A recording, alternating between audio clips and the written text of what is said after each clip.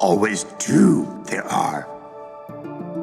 No more, no less. A master and an apprentice.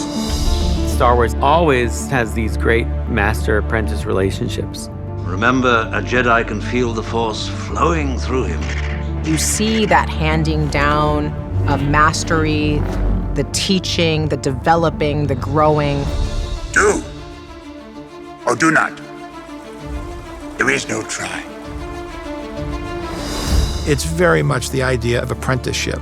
The need for those two groups to come together in order to pass down the knowledge and to help save the world, in the case of Star Wars. When I left you, I was but a learner. Now I am the master. Only a master of evil, Darth.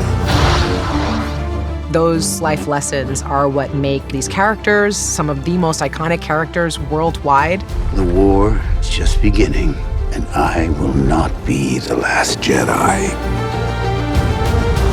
All of that wisdom gets passed down, over those generations. We have Qui-Gon Jinn, who's the master of Obi-Wan, who's the master of Anakin Skywalker.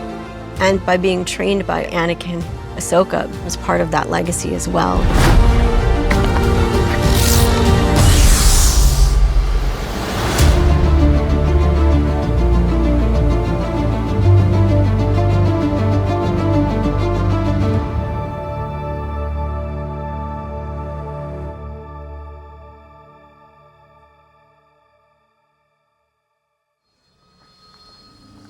Ahsoka is a character that Dave Filoni created and worked with George Lucas on in the Clone Wars.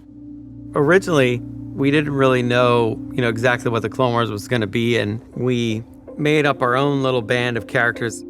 There was a character that was a Jedi, and there was a Padawan, and thought, we'll put them on adventures. But, George had other ideas. He says, well, and this character, and he points to the Padawan we had, and he says, let's give Anakin Skywalker a Padawan. And I was like, Anakin doesn't have Padawan. And he just looked at me and said, Anakin has a Padawan. And that was basically it. That's how Ahsoka came about. We cast Ashley Eckstein to be the voice of the character. And she's fantastic in the Clone Wars and Rebels. Ahsoka is one of the most well-developed characters in Star Wars, period. She's the apprentice of Anakin Skywalker. She's the only one that he is trained to be a Jedi. This young teenage girl who was trained to be a keeper of the peace had to become a warrior, worthy of standing next to the greatest Jedi of all time.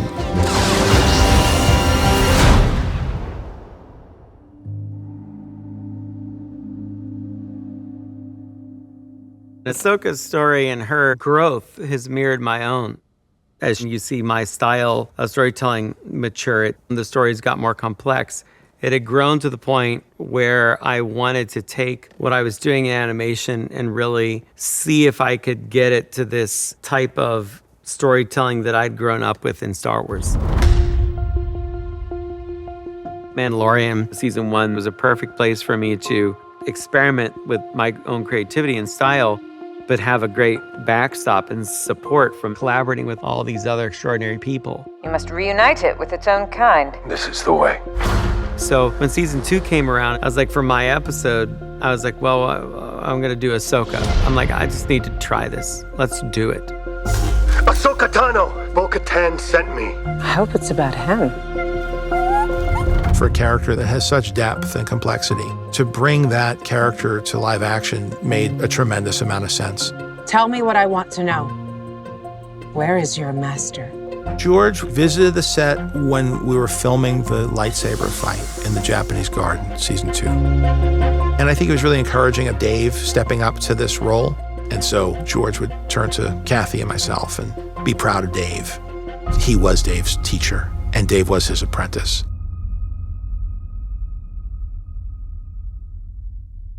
There are moments when I just stare at her and I'm just like, wow, she just looks like this thing I've drawn, but Sarah's done all the research. Like, she knows the character, but now she has to become it in a way that's never happened before. Yeah, it actually, the thing that feels most awkward right now is talking with you. You know, the posing and sort of the stances we're doing, that's not unusual, but speaking as Rosario while in Ahsoka is a little startling. I really love the transformation and really deep diving into who she is. Rosario Dawson is just such an incredibly powerful actress, and she loves this character. I think everything about who Ahsoka is just brought to life in a way that almost nobody else could.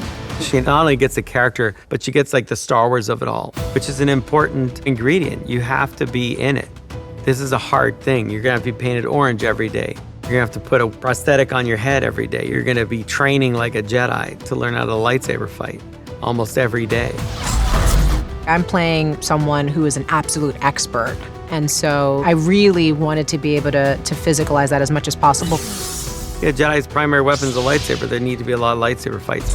And they have to be good because our fans know the difference. When I started getting my stances and some of the postures and, started really getting my left hand up to par with my right, that I started to really feel like I was sinking into who Ahsoka was, because her physicality is such a huge part of who she is.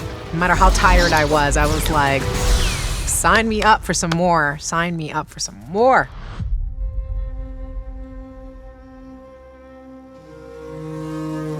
When you step into Star Wars and work with George, you are part of a legacy. You're part of a history. And we had to uphold that history and yet do this completely new and different thing. Ahsoka is another story where you can step in at any point and not feel that you necessarily have to have seen everything. From the beginning of this series, Ahsoka is out there on the fringe of the galaxy. When she hears whispers of this warlord's return, she decides to enlist her friends' help. This is about preventing another war. You know who could help? Sabine Wren. I'm not sure she'll want to help. I'm telling the story about this mentor-student relationship that passes from Anakin to Ahsoka to Sabine. There is nothing easy about being a Jedi. It's quite extraordinary to bring this to life. When the stakes are this high, we have to do what's right.